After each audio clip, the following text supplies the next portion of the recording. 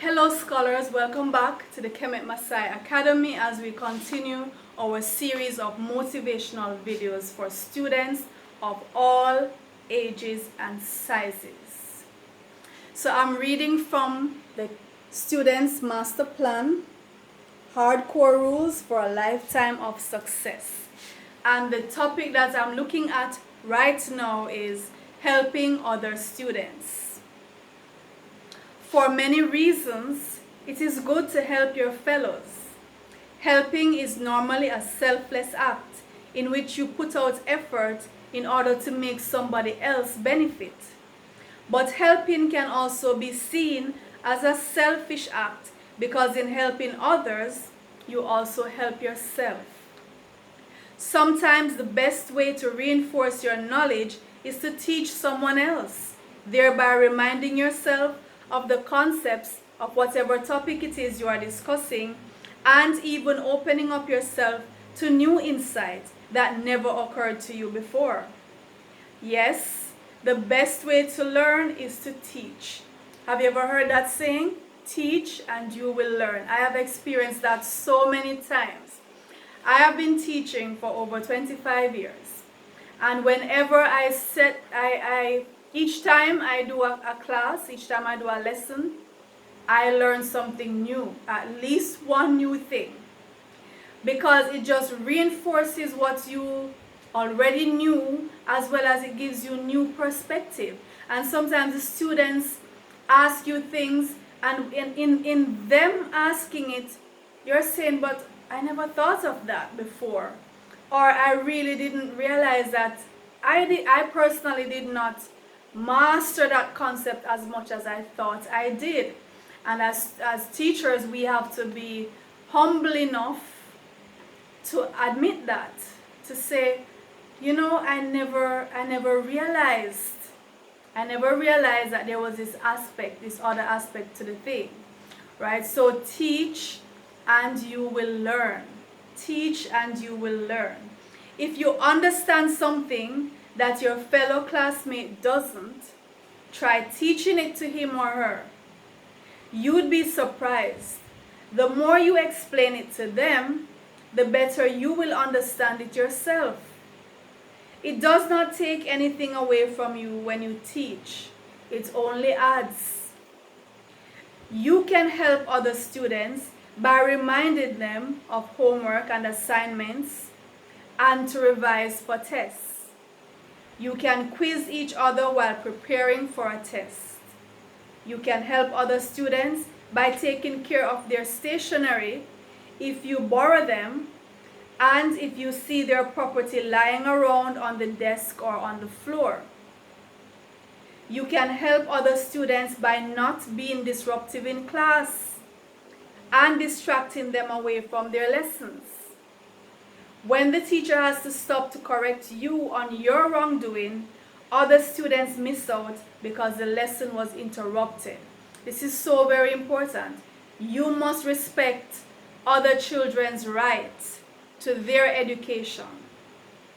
Remember, we're all in the classroom for a particular reason, and that reason is to broaden our horizons, to educate each other.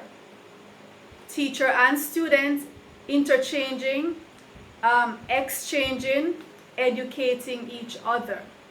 Now, if you are disruptive in whatever way, whether it be that you're just too talkative, you're distracting the neighbors around you, the classmates around you, or the entire class, depending on the level of your disruptiveness, or you are just, you want to be picking fights, you want with the students or with the teacher, you're just quarrelsome, or if you come in late. I've often told my students, when you come in late, it is a disruption to the class, because immediately the latecomers, as they enter the door, everybody looks at them.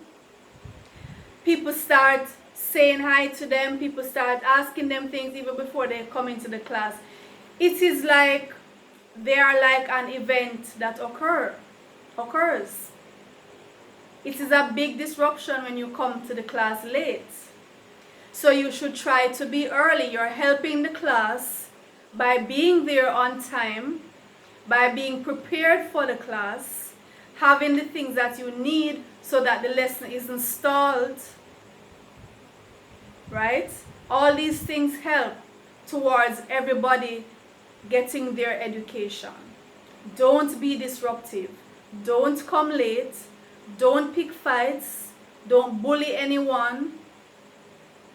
And don't be a comedian in the classroom. Some students, maybe they're not getting the attention they think they need elsewhere. And so because they spend so much time in the classroom, that's where they act out and seek unnecessary attention from other classmates or from the teacher by being disruptive.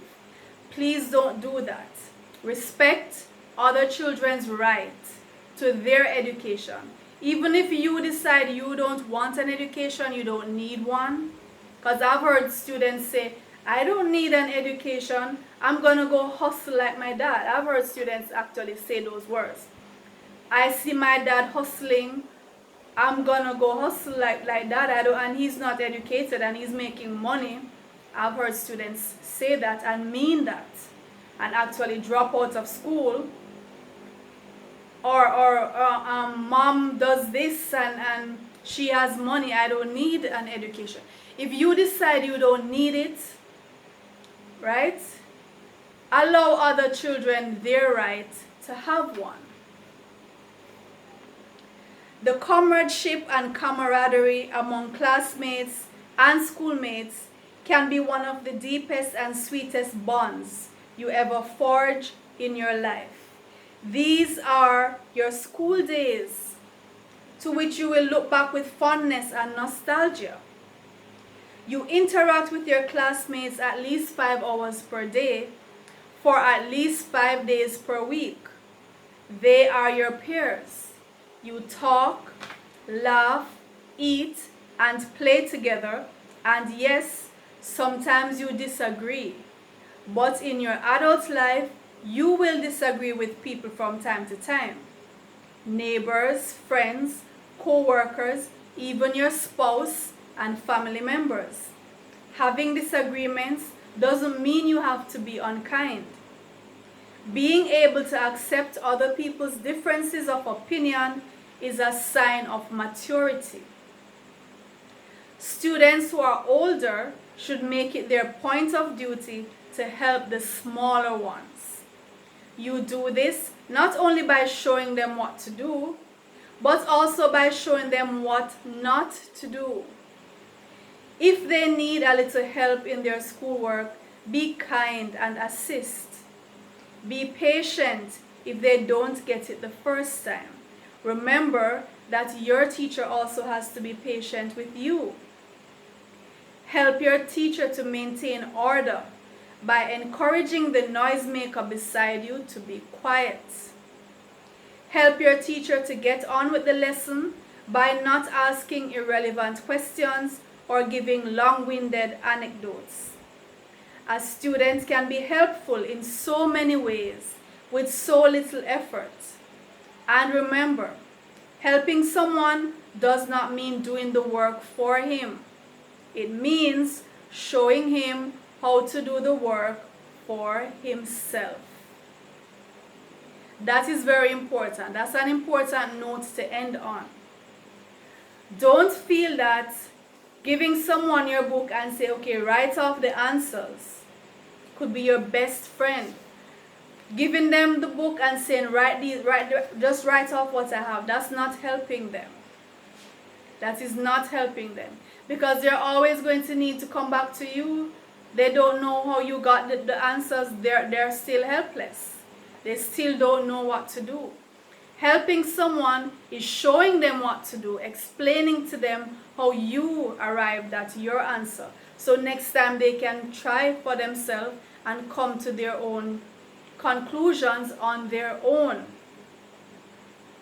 Right? So let us be helpful in the classroom. Remember, we're all there together. We spend so much time in the classroom. Hours each day, several hours each day. from 5 to 8 hours each day for some students, 5 days per week, some students 6 days per week. So in many cases, you see your teacher and your classmates more than you see some of your family members. School is a family of its own. Your classmates are family members. They're not blood relatives, but they are family. And so we need to help each other along the way and respect other people's right to their education. Respect other people's right to their education. Don't be a disruption to that. If you have been motivated by this video, please share it so that other students may be motivated as well. And if you have not subscribed to the channel, Kemet Maasai Academy, please subscribe.